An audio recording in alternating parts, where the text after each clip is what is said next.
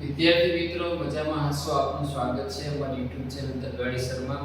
વિદ્યાર્થી મિત્રો આજે આપણે આંકડાશાસ્ત્ર સ્વાધ્યાયની અંદર એક ગુણ અને બે ગુણમાં પૂછાય એવા દાખલા જોવાના છે. તો સૌથી પહેલો દાખલો શરૂ કરીએ. તમને આવી રીતે આપેલું હશે કે z બરાબર 25 અને x બાર બરાબર 25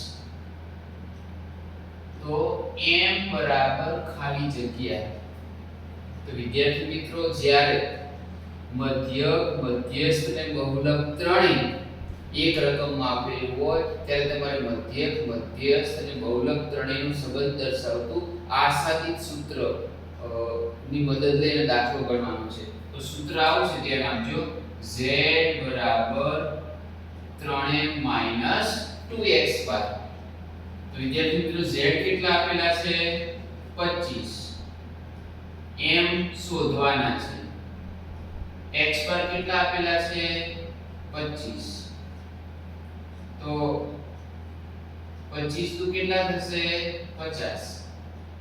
વિદ્યાર્થી મિત્રો આપણે મધ્યસ્થ શોધવાનું છે. આ 50 ને આપણે આ બાજુ લઈ જઈશું તો -50 છે, આ બાજુ આવશે કેવા થઈ જશે?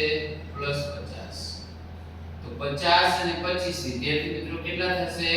75. હવે આપણે મધ્યસ્થ શોધવો છે તો મધ્યસ્થ સાથે 3 ગુણાકારમાં છે. વિદ્યાર્થી મિત્રો ક્યાં આવતા રહેશે? ભાગાકાર. તો m બરાબર કેટલા આવશે? 25. આવી જ રીતે તમને મધ્યક અને મધ્યસ્થ આપેલો હોય, બહુલક પૂછે, બહુલક અને મધ્યસ્થ આપેલો હોય, મધ્યક પૂછે, તો આ સૂત્રની અંદર કિંમત મૂકીને તમે ગણી શકો. જોઈ લો.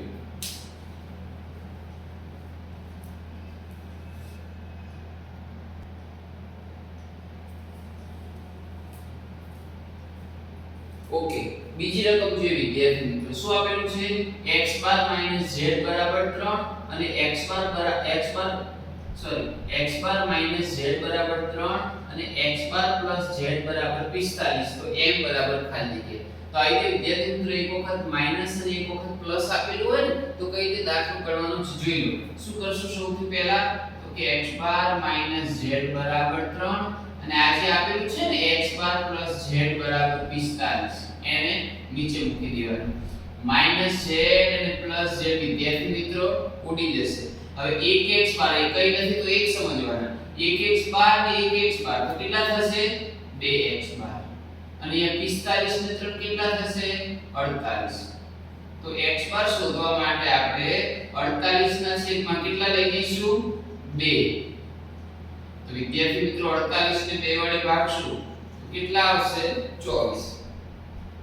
હજુ તો x બાર મળ્યો, બરાબર. હવે શું કરશું? તો કે x બાર માઈનસ z છે ને એની અંદર આપણે x બાર ની જગ્યાએ કેટલા મૂકશું? 24. તો x બાર ની જગ્યાએ હું કેટલા મૂકું? 24 - z બરાબર 3. વિદ્યાર્થી મિત્રો જેને શોધવાના હોય એ માઈનસ ના હોવા જોઈએ. તો અહીં આપણે z શોધવાનો છે તો માઈનસ છે તો આપણે એને આમ લઈ જઈશું અને 3 ને આમ લાવશું તો શું થશે? તો કે 24 ની જોડે 3 આવશે તો આ 3 પ્લસ છે તો માઈનસ થઈ જશે ને આ z માઈનસ છે તો કેવા થઈ જશે? પ્લસ. અહીં 24 માંથી 3 જાય તો વિદ્યાર્થી મિત્રો z કેટલા આવશે? 21. હવે આપણી પાસે x બાર છે, z છે તો આપણે આરામથી મધ્ય શોધી શકશું. તો સૂત્ર કયું છે? z બરાબર 3m - 2x બાર. તો z ની જગ્યાએ કેટલા લાયા છીએ આપણે? 21. m શોધવાના છે. x બાર કેટલા લાયા? 24. તો 24 નું કેટલા થશે વિદ્યાર્થી મિત્રો? 48.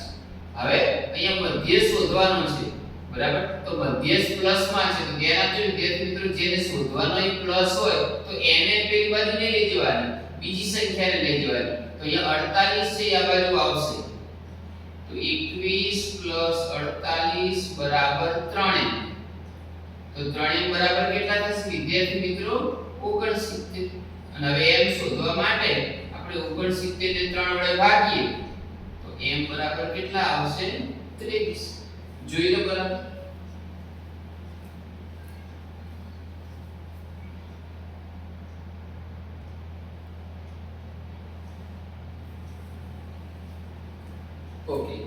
વિદ્યાર્થી અહીંયા તમે જોઈ શકો છો કે આપણને કિંમત આપેલી છે, સૂત્ર મૂકીને સીધો દાખલો ગણવાનો છે. તો વિદ્યાર્થી મિત્રો સિગ્મા fi xi તો કઈ રીતમાં આવશે?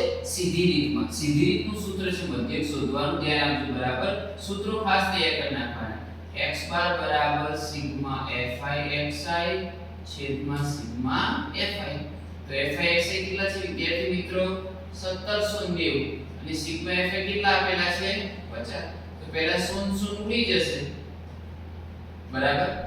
તો શું રહેશે હવે? 179 અને 5 વડે ભાગવાનું. તો આપણે 179 ને 5 વડે ભાગીએ તો 5 3 15, 2 વધ્યા 9 ઉતારો 5 25, 4 વધ્યા 0, અહીંયા પોઈન્ટ આવશે 5 8 40. તો વિદ્યાર્થી મિત્રો જવાબ આવશે 35.8. એવી જ રીતે FIUA વાળું સૂત્ર હોય તો પદ વિચલનની રીત કહેવાય. સૂત્ર છે પદ વિચલનની રીત બરાબર. તો એ સૂત્ર તૈયાર કરી નાખજો.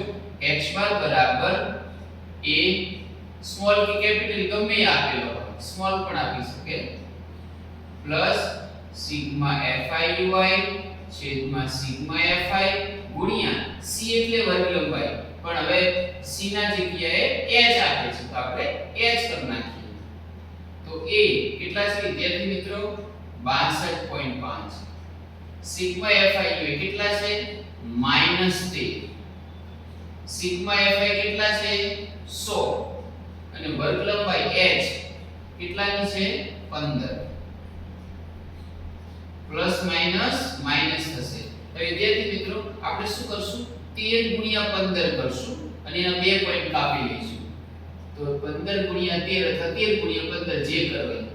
બે ગણા શું? 1 5 5 1 1 1 3 5 15 બધી પડી 3 ને 3 2 4. કેટલા આયા? 195 અને છેદમાં 100. તો વિદ્યાર્થી મિત્રો આપણને ખબર છે કે છેદમાં 100 હોય તો બે પોઈન્ટ કપાય. તો પાછળથી બે પોઈન્ટ કાપશું એટલે જવાબ કેટલો આવશે? 1.95. હવે 62.5 માંથી આપણે 1.95 બાદ કરવાના છે. તો અહીંયા પોઈન્ટ પછી બે આંકડા છે, તો અહીંયા પોઈન્ટ પછી એક આંકડો છે તો આપણે 0 મૂકી દેવાનું બરાબર. અહીંયા દસકો લઈશું તો 5 ના 4 થશે, 4 માંથી 9 ના જાય તો દસકો લઈશું તો અહીંયા 2 ના 1 છે, 1 માંથી 1 જશે એટલે કઈ કરવાની જરૂર નથી. 10 માંથી 5 જાય તો 5, 10 ને 4 14 માંથી 9 જાય તો 5, 1 માંથી 1 જાય તો 0 અને 6. વિદ્યાર્થી મિત્રોનો જવાબ આવશે 60.55. જોઈ લો.